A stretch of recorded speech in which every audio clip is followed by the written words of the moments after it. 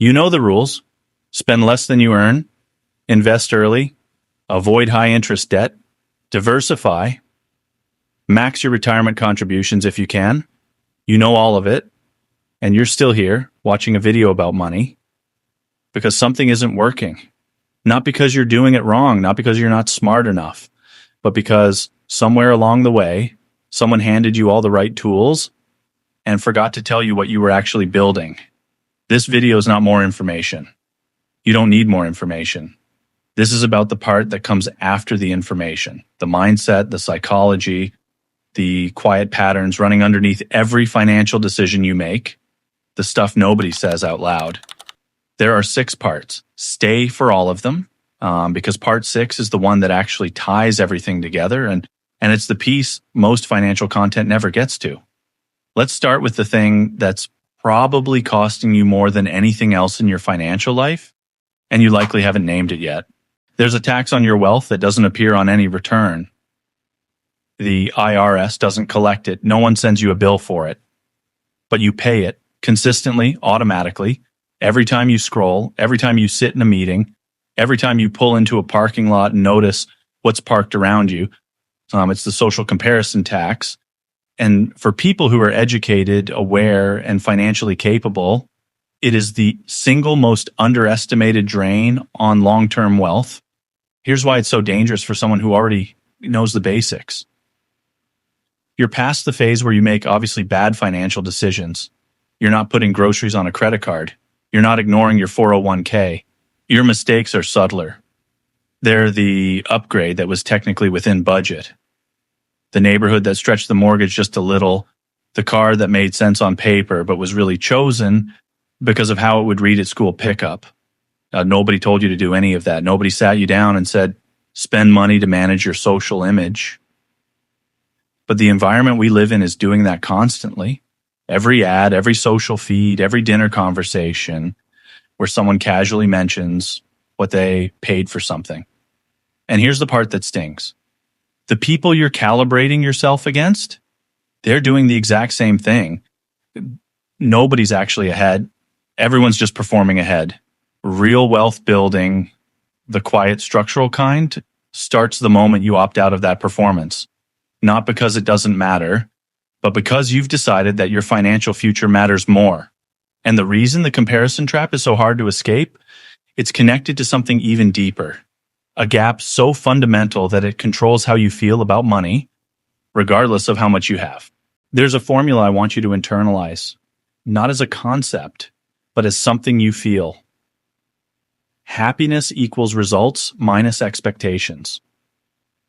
Your sense of financial well-being is not a function of your account balance.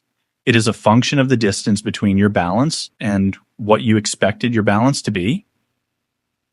That gap, the expectations gap, is doing more to shape your financial psychology than almost any actual dollar amount.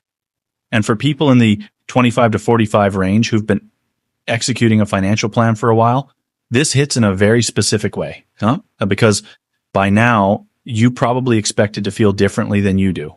You expected that hitting certain milestones would bring a certain feeling. The emergency fund, the first investment account, the promotion, the house. And each time you got there, there was a moment, and then the baseline reset, and the feeling evaporated, and the goalpost moved again without you choosing to move it. That is not a personal failure. That is human neurology. The hedonic treadmill is not a metaphor.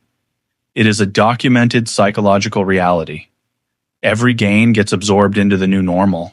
Every upgrade becomes the floor, not the ceiling. Which means if the only lever you're pulling is the income lever, earning more, accumulating more, optimizing more, you are running harder on a treadmill that keeps adjusting its speed. The other lever? Managing expectations deliberately, choosing what you actually want rather than absorbing what the culture tells you to want, not as deprivation, as precision. Wealth is not what you have. Wealth is what you have minus what you want. That subtraction is something you have more control over than you think, but knowing that intellectually and actually acting on it are completely different things. And the bridge between those two? I want to reframe savings for you because I think most people, even financially aware ones, are thinking about it wrong. A saved dollar is not a sacrifice you make for future you. It is not delayed gratification. It is not discipline. A saved dollar is a unit of present day freedom.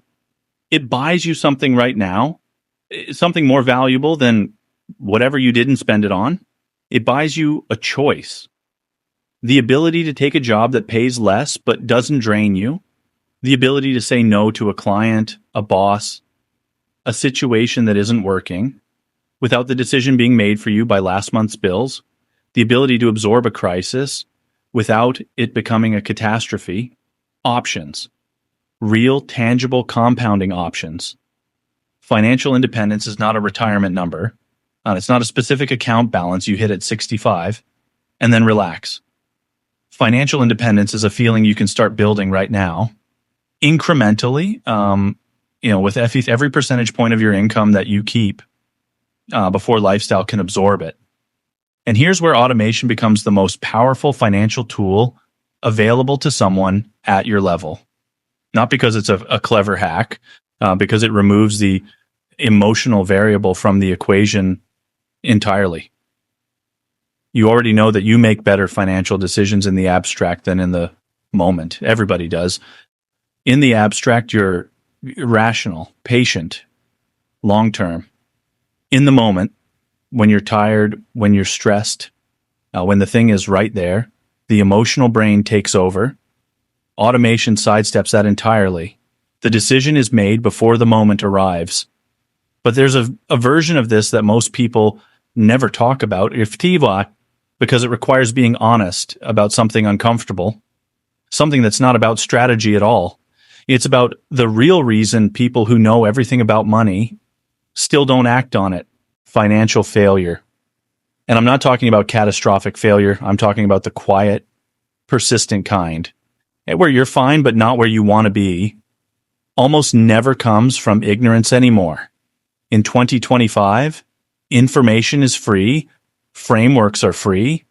The knowledge that once required a financial advisor, a business degree, a wealthy mentor, it's in your pocket. You can learn everything about money in an afternoon if you want to. So why is the behavior still lagging? Because money is not a knowledge problem. It never was. Money is a psychology problem with numbers attached. And the financial industry, the part of it that profits from complexity and confusion, has very little incentive to tell you that every dollar you spend carries a story about what you believe you deserve, about how you were raised, about what you're afraid of, about what you're trying to prove.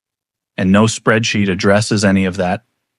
No budget template has ever reached into someone's chest and changed what they believe about themselves.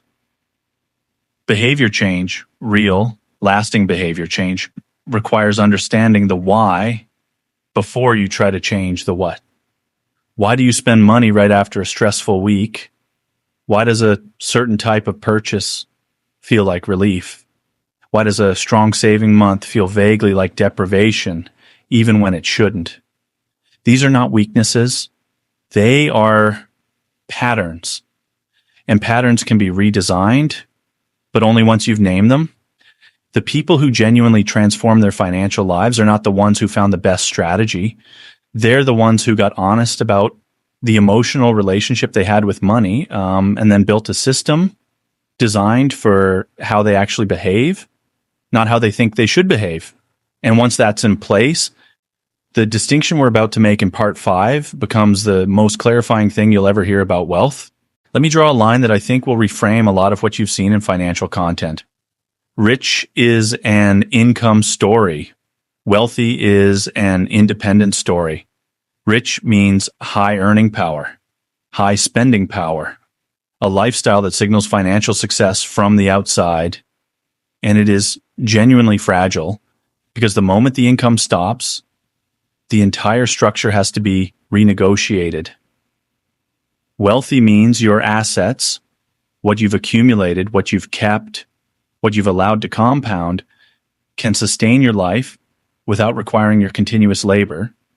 Wealthy is structural. Wealthy survives interruption. And here's what makes this so relevant for people in their 30s and 40s.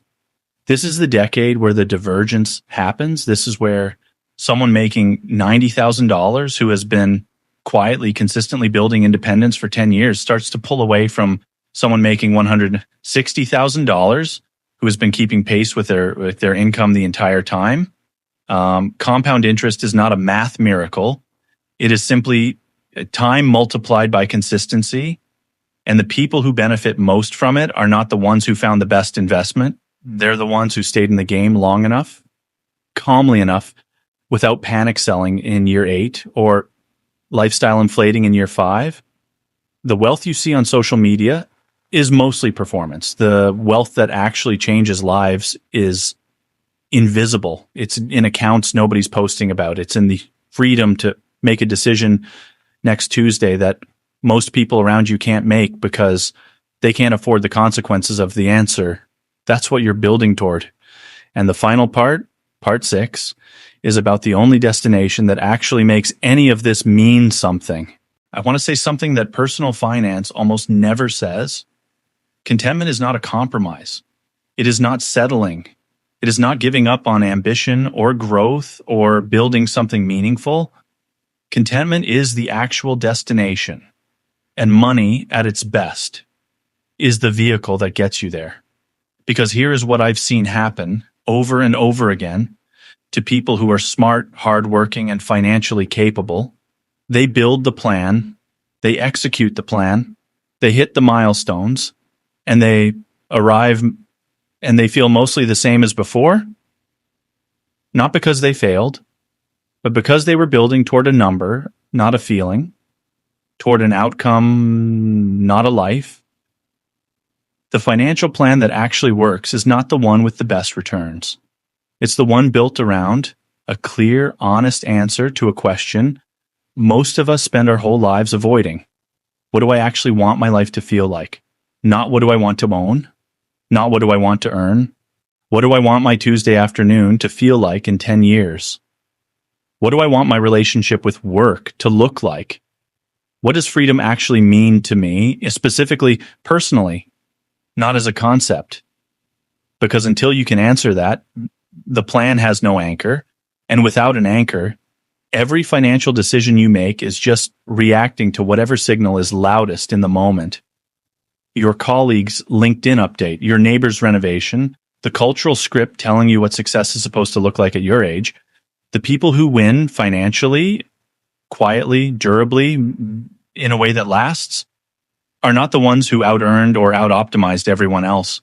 They're the ones who got clear early on what they were actually building toward, and then made quiet, consistent, aligned decisions over a long time. That's it. That is the whole thing. Not a secret, not a strategy, just clarity, sustained over time. So before you close this video, I genuinely want to ask you, which part of this hit closest to home? Where are you actually sitting right now in this journey? Drop it in the comments. I read every single one, and I want to know where you are, because knowing where you are is the first honest step toward where you want to be. And if this is the kind of content you want more of, subscribe, because this conversation is just getting started. I'll see you in the next one.